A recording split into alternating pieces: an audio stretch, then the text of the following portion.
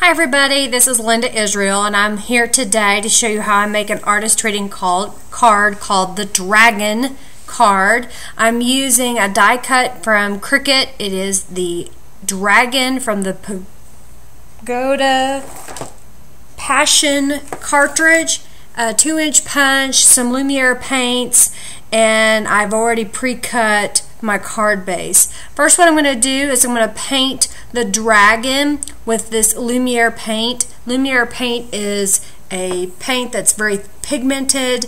This is metallic in color. I'm using just a sponge brush.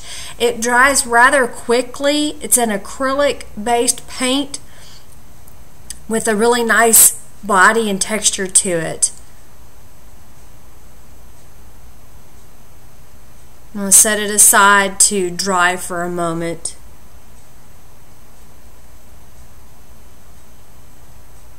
This is an embossed paper that I got at Hobby Lobby in a multi-pack. One of those pound of paper. I really like the texture and the metallic of this. I'm cutting this to 2.5 by 3.5 inches, the standard artist trading card size. And I'm using Aleene's original tacky glue to glue it to my card base, and the only reason I'm gluing it to a card base is so it'll be a little bit stronger and have a little more durability to it. And I'll set that aside to dry as well.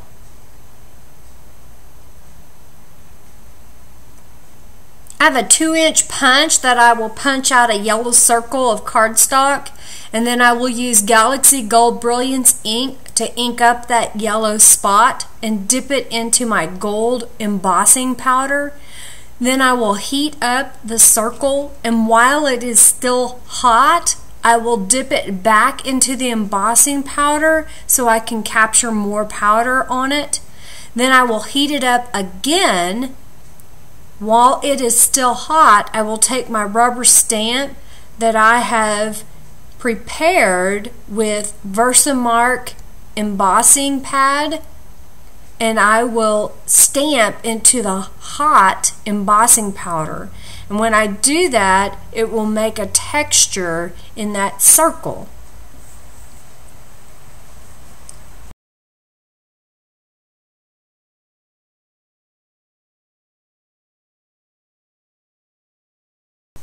As soon as the embossing powder has melted and the whole surface is molten, I'll take my rubber stamp and press firmly into it. Again, it's been prepared with Versamark. I'll let it set for just a moment and then peel it up. It might stick to your work surface, so I just use something to peel it up. It could be a little bit warm. If you want the image to pop even more, you could use a colored embossing pad like Brilliance, the Galaxy Gold, or you could use the black ink pad, and then the image would pop a little bit more. Now I'm using a little bitty punch that I got in the dollar bin at Michael's to punch out these flowers.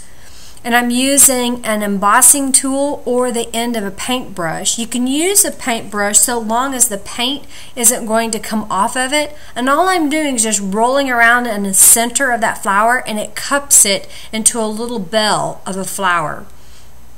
I did 4 of those prior to starting the video. I'm using the Aleene's adhesive again, so I will glue all my pieces down. Sometimes the embossed images will curl a little bit, so you have to put some weight on it, and that's what I did with the glue bottle.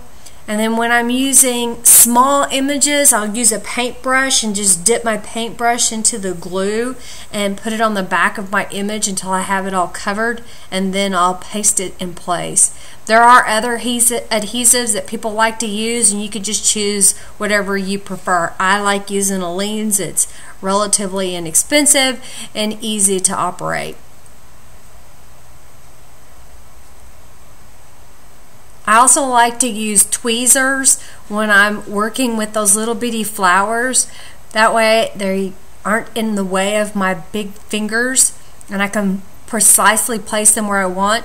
Sometimes they have a mind of their own and they'll pop out, but for the general purpose, I can get everything done with a pair of tweezers, and I'll place them where I want.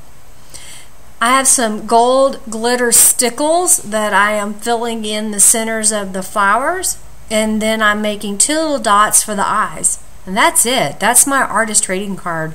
It was relatively easy to make. It was fun. This is for an Asian swap that I'm doing at work.